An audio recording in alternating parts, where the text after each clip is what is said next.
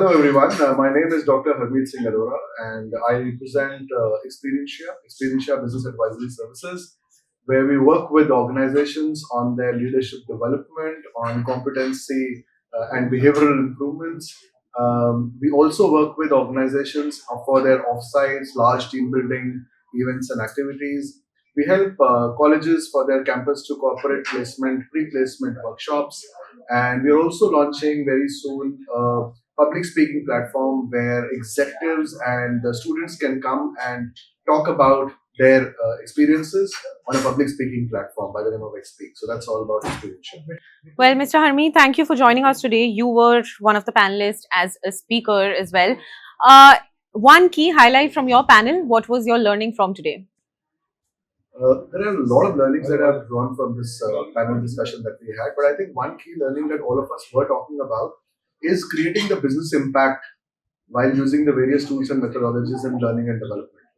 So, what has happened over a long period of time is that learning and development has somewhere been confined only to making sure that the number of mandates are done properly and all the competencies are covered, and it becomes just a part of HR as a process, right? So it somewhere it is, yes, but many places it has not been able to create that impact into the large business level.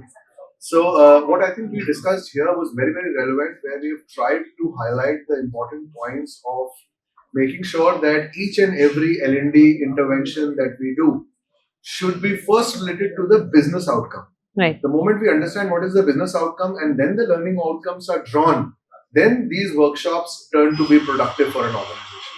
Otherwise, they remain only as a tick in the box or just as a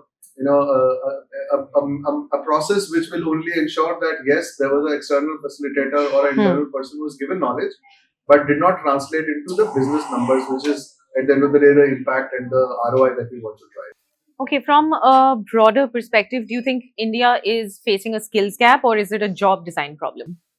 No, I think we don't have a job availability problem. I think it's more of employability which is a problem. So if you really see, people definitely they work on their skills. There are skill development programs which are available. People are going and studying whether in India or abroad. But what is happening is they are not able to deploy those skills onto the practical implementation when they do it on the ground. So employability is a challenge. Why? Because they're not able to draw down those skills and those learnings into actual implementation. So if that is done well, if people understand how it is to be deployed through maybe while you practice all these learnings, you do projects, you participate into organizations, strategy meets, and then connect yourself with a bigger objective, then probably this gap will be overcome. All right, lastly, what is the biggest capability India Inc. will struggle with in the next 5 years?